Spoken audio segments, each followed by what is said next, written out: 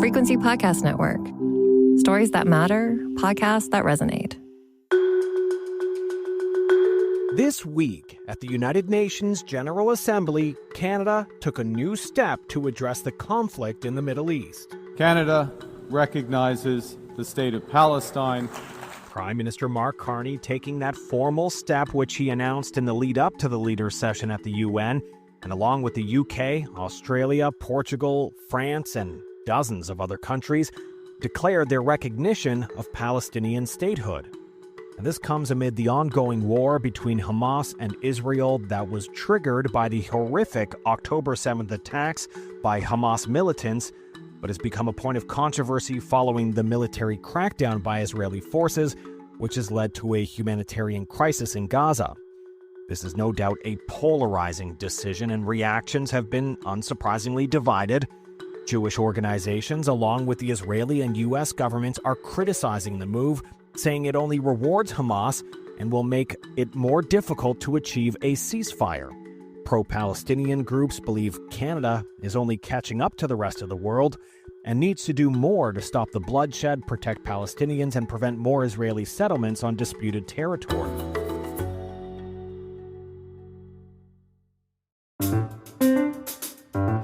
I'm Cormac Mac Sweeney, and today on The Big Story, I'm speaking with Colin Robertson, a fellow at the Canadian Global Affairs Institute and a former Canadian diplomat who had several key postings in his career, including at the United Nations.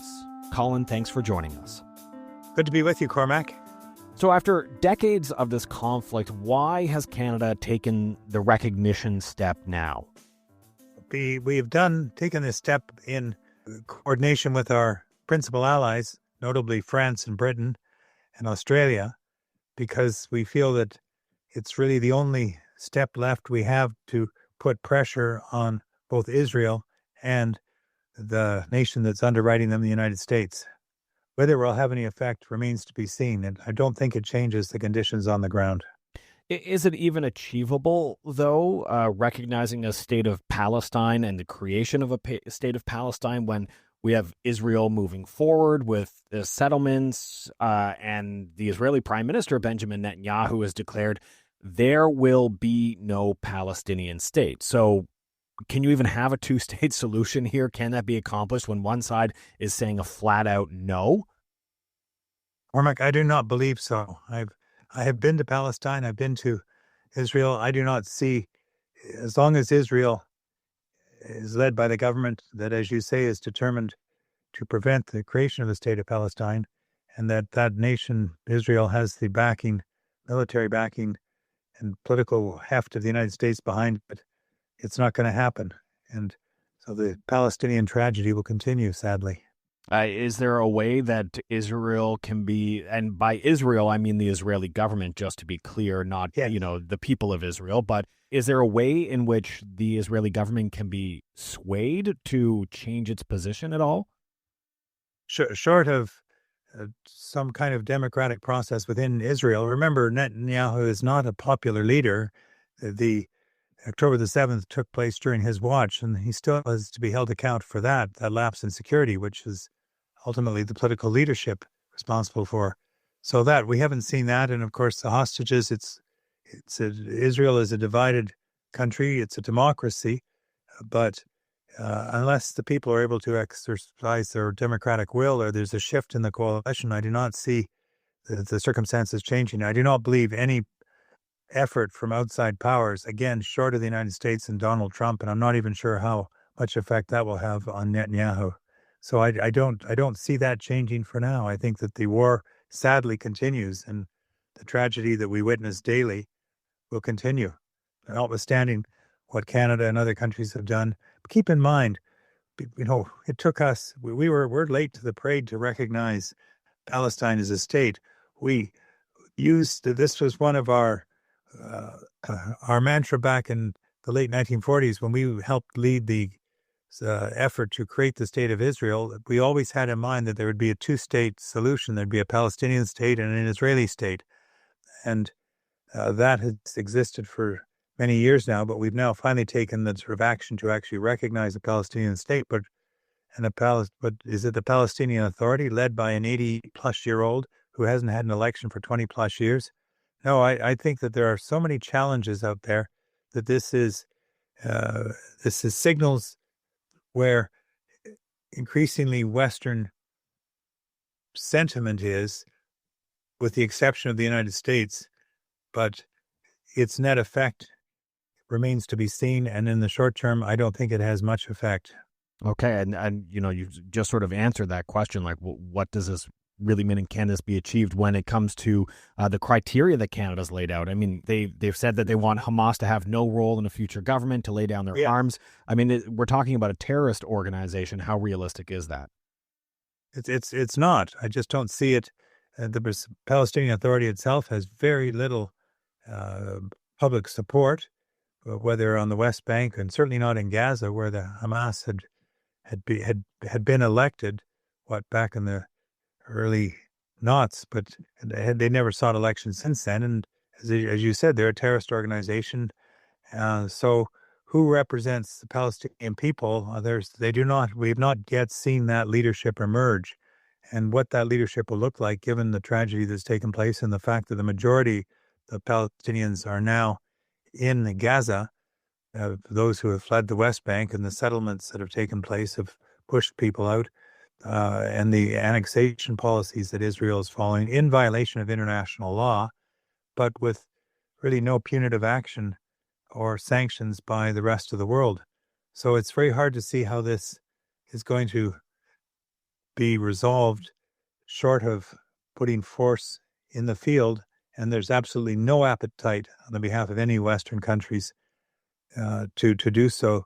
There's talk of, if there is a ceasefire, some form of Arab military presence as peacekeepers, but we're certainly not talking about Canadians being involved, short of a sanction by the UN Security Council and the UN, and perhaps UN General Assembly. But again, given the terrible divisions that are existing in the UN Security Council and its ineffectiveness over the last decade on any number of issues, particularly those relating to peace and security, I don't see how this ends happily, short of the weight of the Israeli army continuing its rampage through Gaza. On that note about peacekeeping, I mean, the Prime Minister was asked about it because he seemed to open the door a little bit. And then in his news conference wrapping things up at the UN, he was asked to clarify what he meant.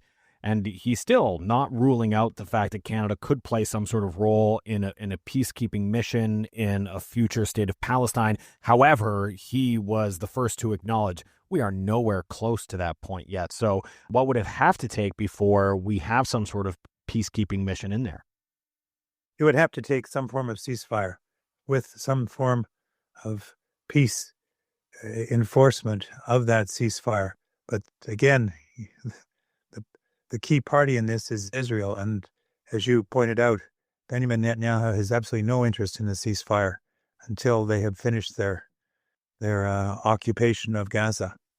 And I think what he'd like to see is push those remaining into Egypt, some into Jordan, or elsewhere. I think this is a tragedy with for now, a bitter ending. And so the idea of having a Palestinian state right now is an illusion. Certainly, if we're looking at the territory that Israel is occupying, annexing, or putting settlements into, which is the West Bank and Gaza itself.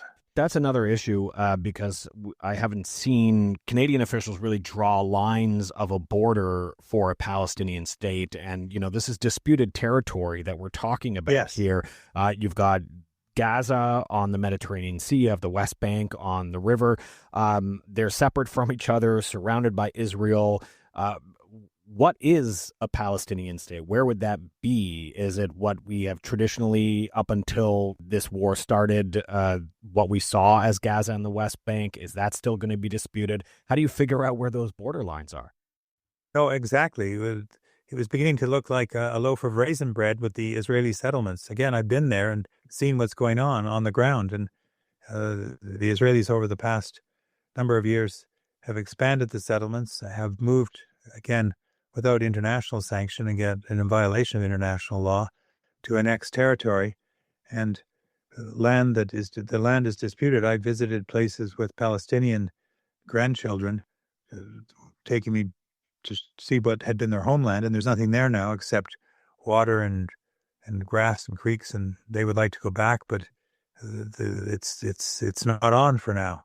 And I think it's short of some kind of seismic shift in the Israeli government and in the approach of Israel towards the whole notion. It's very hard to see how it's happening.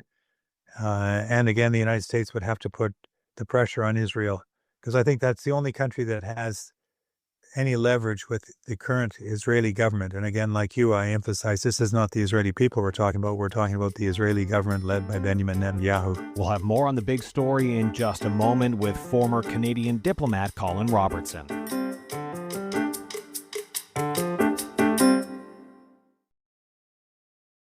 Now, you mentioned the U.S. Is there any potential that President Donald Trump will change his mind in terms of support for Israel, or is he going to stick with the Israeli government and continue the argument that recognition is just a reward for Hamas?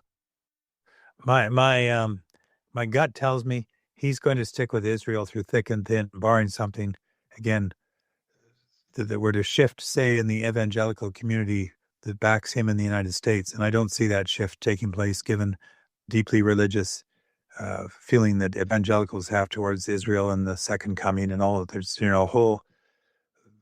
we're getting into religion and a whole mythology there that I just think is not shiftable at this time. So is it fair to call this recognition a reward for Hamas, or is it more on the Canadian side that, the criteria basically calls for the elimination of Hamas, so there's no reward? What's your take on this? Well, it's simply fictitious. This is not a reward to Hamas. The Israelis have done their best to wipe them out.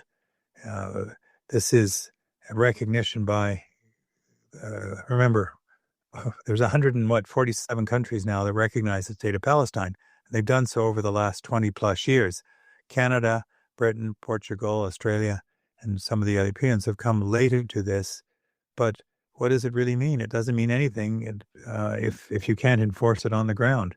So it's an aspirational declaration with no means of enforcement, because no one amongst those 147 countries are willing to put up. You don't see any movement in the UN General Assembly to press for some kind of, beyond the usual call for a ceasefire or support.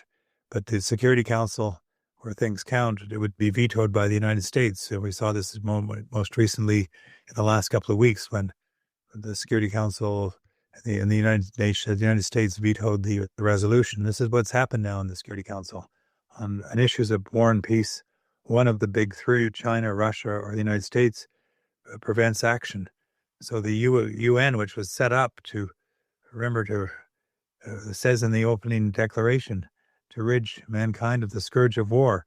So peace making and conflict resolution have been core to the United Nations, but for the past 15 years, we've made very little progress because of the divisions within the UN, which points out to a bigger issue around the need for some kind of reform within the United Nations itself, because the form no longer fits the functions, which were core at the beginning: human rights, decolonization, peace and security, and dealing with big issues like the nuclear proliferation, which they handled pretty well, climate, which they were working on, still work to be done. But that's what the UN is set up to do. As Bob Ray said the other day, it's still the one place in the world where all nations come together to have conversations and talk. And outside of the UN bodies itself, the UN, we think of the General Assembly and the Security Council, you've got, 70 plus institutions that are related to the World Food Program, Food and Agriculture Organization that Canada helped set up, the United Nations High Commissioner of Refugees. These things are doing very good work. The UN has 60,000 peacekeepers in the field. They're still the body that handles most humanitarian disputes in the world. But when it comes to peace and security, they've not been able to have much effect because the veto power of the of the five nations, particularly the top three, China, Russia, and the United States. We talked about Israel's criticism and the U.S. criticism. From the pro-Palestinian side, the criticism is that this is too little, too late, and much more needs to be done beyond this in order to protect Palestinian people and stop this war. So on two fronts, is it too little, too late? And is there anything else Canada can realistically do on the front to stop the war? Too little, too late.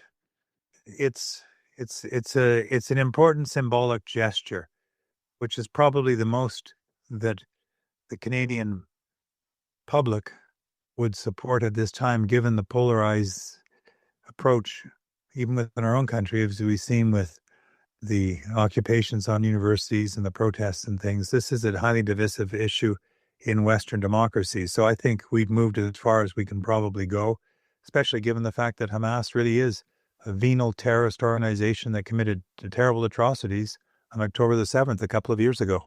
And now zooming out a bit here, do you see the Palestinian state recognition from Canada as a part of the broader shift away from our reliance on the U.S.? We know that obviously we're looking to diversify and get more allies when it comes to the economy. But is that attaching it to foreign policy as well, that we're now more likely to side with Europe than our American neighbors? I would reframe it differently. The United States, under Donald Trump, is pursuing a non-traditional U.S. foreign policy. All of his predecessors followed a different approach with which Canada and the allies were in alignment. Donald Trump, who is an unconventional president with, as they say, pursuing a non-traditional American foreign policy, it's the United States that is out of sync with what Western democracies have stood for in the past. That's what's changed. It's not Canada, it's not the European, it's not our allies that have shifted, it's the United States. So we're pursuing the same approaches we've traditionally taken. It's the United States that is the aberration, not Canada. All right, Colin, we'll have to end it there. Thank you so much. Really appreciate your time. Always good to be with you, Cormac. And that was Colin Robertson with the Canadian Global Affairs Institute and a former Canadian diplomat who had several key postings, including at the United Nations. We were speaking about Canada's recognition of Palestinian statehood. I'm Cormac Mac Sweeney, and that was The Big Story. You can send us your feedback on this episode or any other episode by emailing us at hello@thebigstorypodcast.ca or leave a voicemail at 416-935-5935. You can find us on the Seeker app or on all your favorite podcast players. Please rate, review, follow, and share. Thanks for listening.